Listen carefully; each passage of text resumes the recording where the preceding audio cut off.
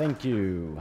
Sorry, I'm gonna start a little bit of this conversation. I'd rather have conversations on the table than just talking out loud to a bunch of people. So please, if I bore you to death, make sure that you come talk to me next so we can have like a more interesting conversation. Actually, this is kind of a consequences of my life. So basically, everything is a mess. I mean, in a good way, it's a good mess. But when you try to do a lot of things at the same time, it ends up being, like something that goes against what everyone tells you. For me, it's working out because it allows me to have multiple experiences and learn from them all and trying to cross paths in a way that I can find a different solution on a different project for something else that I was doing. So I'm going to tell you a little bit of my background, just so we can have like some starting point to kind of understand what are all the other things that I've learned so far. So basically, I did a degree in advertising, and I started off right from the college. Even before graduating, I had an invite to go and do an internship as an art director, which I started off, and it was for me like the most important step so far because it has been the one that set like the foundation of everything that I've been doing so far. I'm going to explain that a little bit later. From that point on, I had a few connections to some clients, this was like 15 years ago, that had some parts of website as an add-on to their campaigns. Basically, back then was mostly about doing commercial ads, magazine ads, outdoors, and everything else. But during that intro to the web, I kind of knew, like, one of the things that I've always been trying to do is like keeping an eye on what's happening next. I knew and I thought that that would be the next thing to do.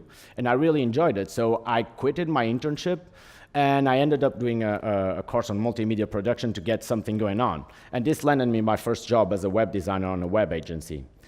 And my first 4 months were very, very tough. So at the end of those 4 months, I was almost in the point of being fired, because I was always applying like what I saw other people doing. I didn't have that much of a background on the web.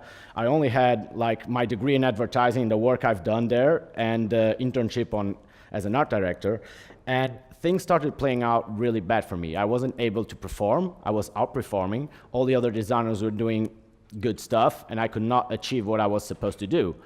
And that was mostly because I was trying to do what they were doing. So I tried to see what they were doing, I tried to do something similar, and that was not working out for me. So that was my big change on the mindset. I stopped thinking like for other people's heads, and I started thinking for myself and what I've learned, and I applied everything that I learned in advertising world into the web.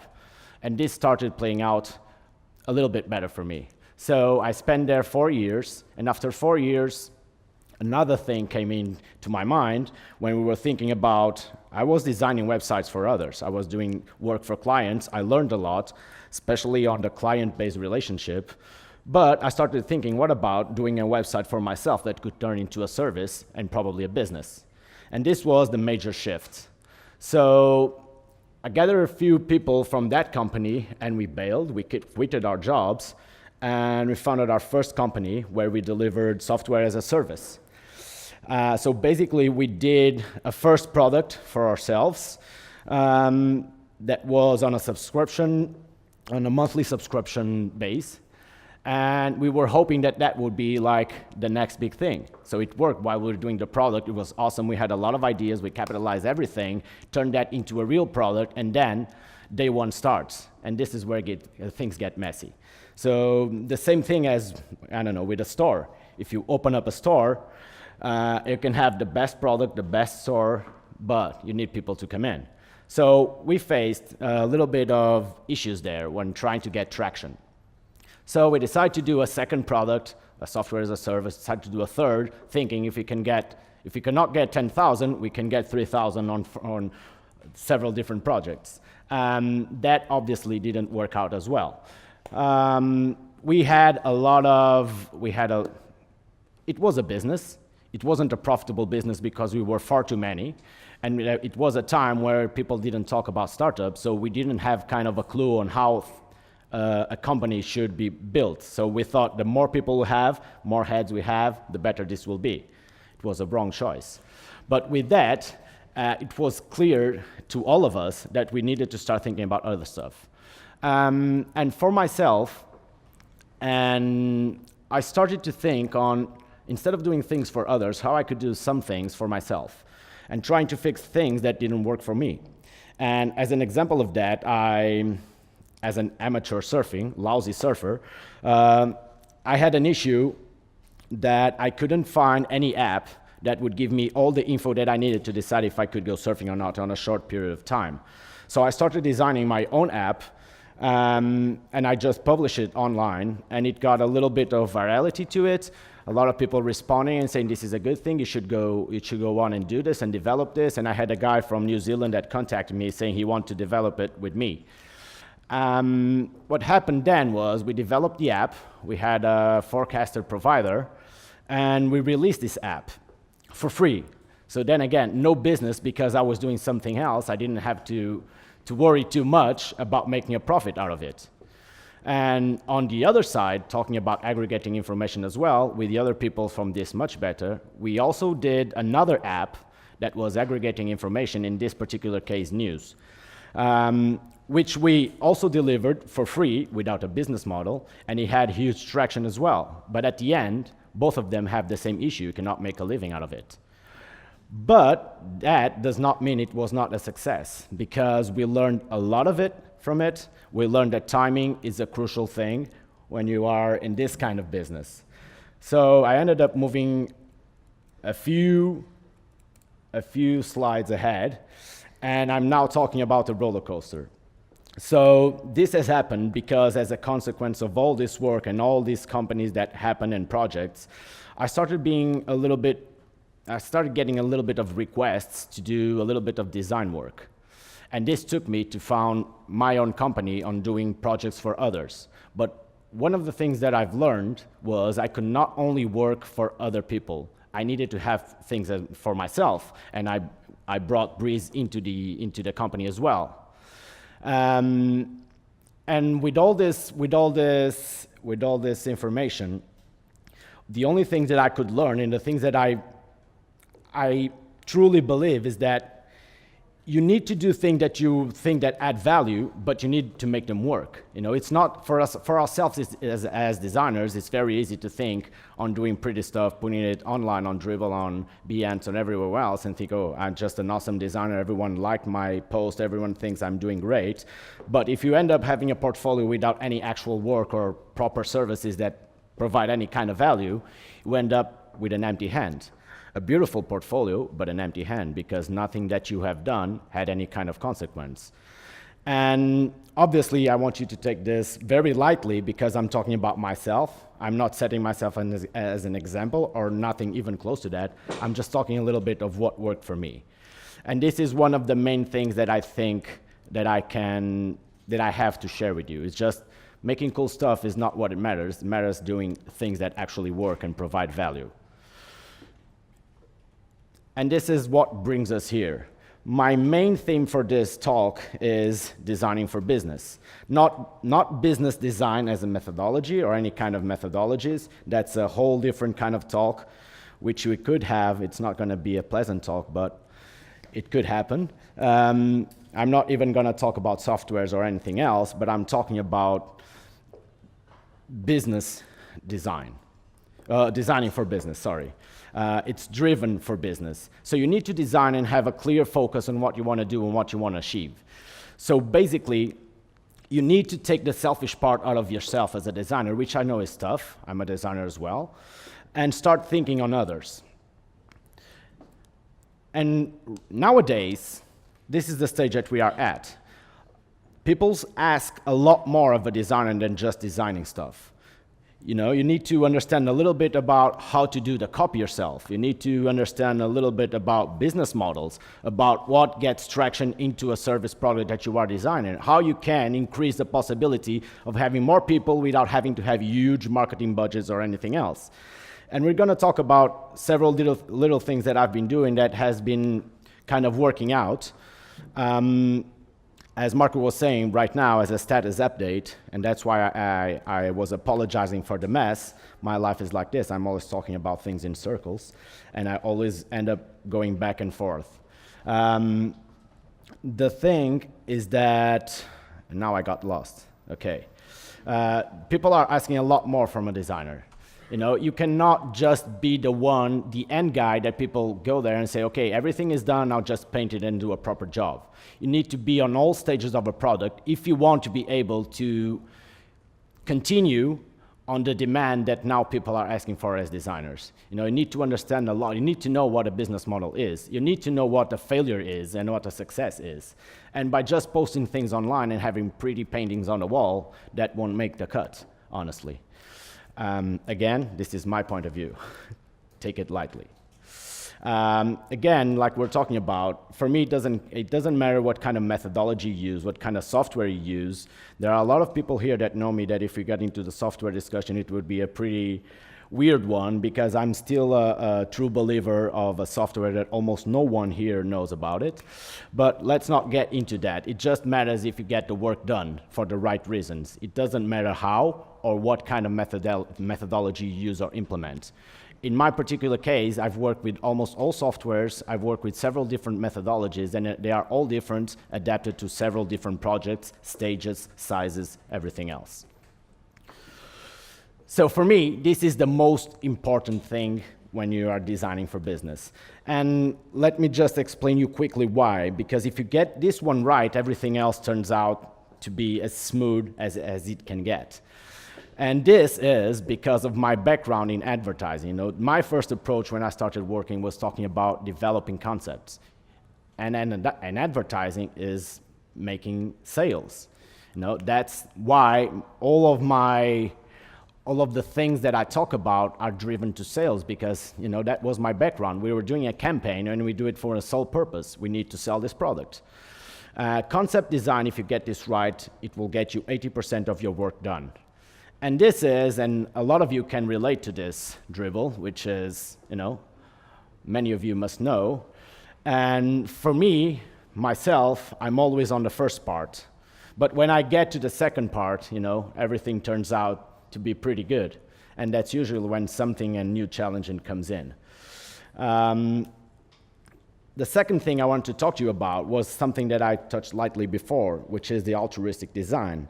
And stop doing things like just for the sole purpose of making something pretty. You know, you need to do a little bit of targeting. You need to think who you are doing the stuff for, and you need to put yourself in their shoes, because that is mandatory. And when I'm telling you about the evolution as a designer, of course, you have a lot of different options and tools you can use to do a lot of tests, to do a lot of focus groups. But nowadays, I haven't managed to have time to do all of those research, you know, like when you get something that tells, okay, I need this project in 2 weeks. You know, I'm going to say, okay, I need 3 extra weeks just to do a little bit of research and how things are going to play out and do a little bit of testing. They don't care about that. And dribbles and ghosts are two things. Dribble, it's another conversation we can have on a different talk. And ghosts, which is the thing that we had in advertising, that were the campaigns done with the sole purpose of doing contests. But the main difference is the goal of that ad commercial stayed the same. The purpose was to sell a product. The thing that didn't have in the middle was the client, and most of the times, as a designer, you must know this, just screw things up for you. In the Ghost, we did it with a purpose to go to contests and be who had the best commercial. You see a lot on YouTube, commercials that never went through the TV because they are done with one purpose only. And Dribble, it has a lot of great things. I use it every day as well, but it cannot be your main goal as a designer. It should be a consequence of everything that you do and not your main reason. The third step, which I think is also, obviously, if I wrote them down, I think they're all important, and it's going through an order. On content design, I mean, this is the most important part when you're starting to do something. You need to design from the inside out.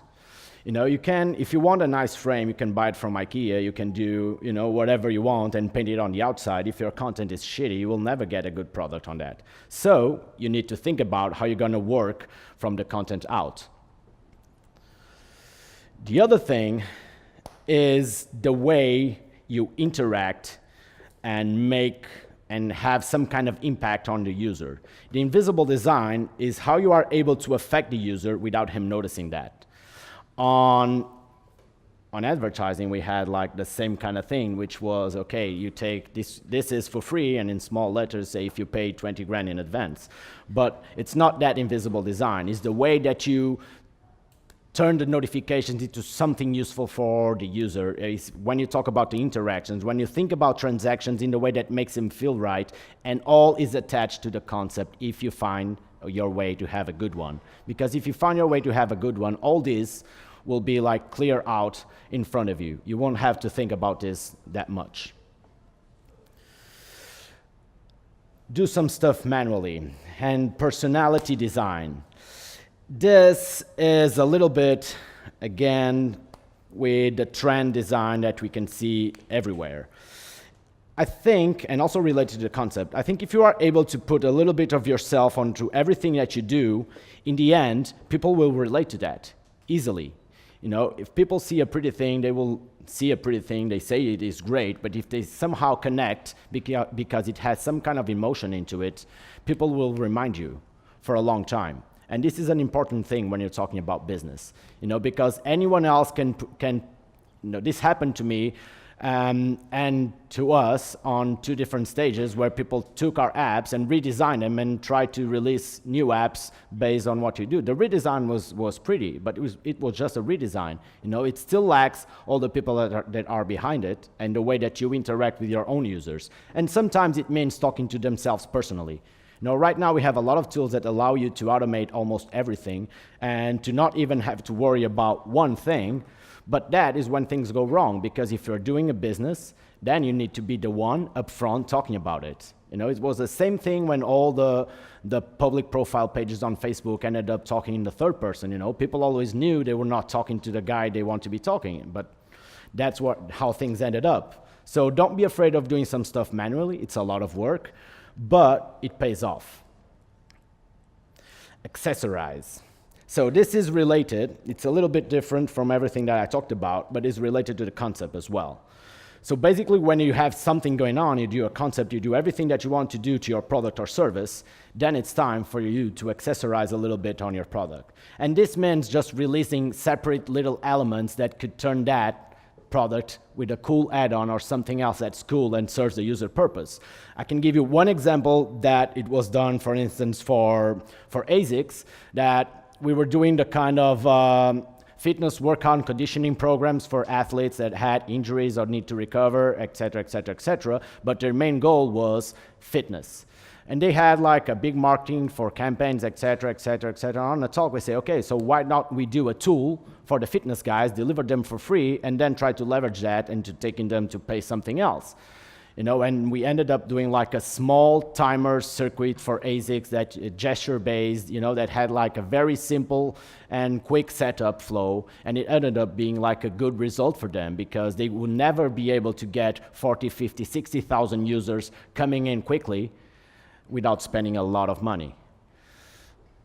And by accessorize, it's not just this example, you know, it's just you can have a product online or can have a service online, and you can think on a way to do like a small add-on on the side that could be like just a cool feature you could use for everyone. I don't know how many of you use like the Use Panda, but they have something that I do for inspiration, but they have something which is a focus mode that allows you to quickly draw in 4, 5, 6 tasks.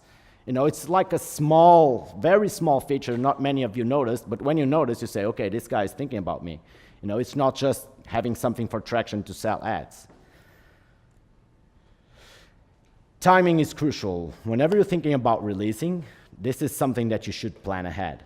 And I'm telling you this because I had my fair share of deals that were great ideas in the wrong time. But it's not very easy to plan these things ahead and to choose the perfect timing, because sometimes we're not choosing the perfect timing for this. You end up always going wrong. But there is like a time frame that you can plan out to release something depending on what you are releasing. And this is how it all ends up for me. I wanted to be a little bit, you know, I want to take this a little bit deeper. We didn't have that much time, to be honest. I didn't have that much time to plan things ahead. But when you're designing for business, it doesn't matter if it's yours. It doesn't matter if it's someone else. But if you are a designer, you should design like your life depends on it, because it does. You know, you never know what comes in tomorrow. You never know what's going to happen. You can work for someone else, but if you don't put your heart out of it and the business closes, you will need to find another job. But if you did it properly, people will grab you even before it closes out. So design as if your life depends on it. And that is it.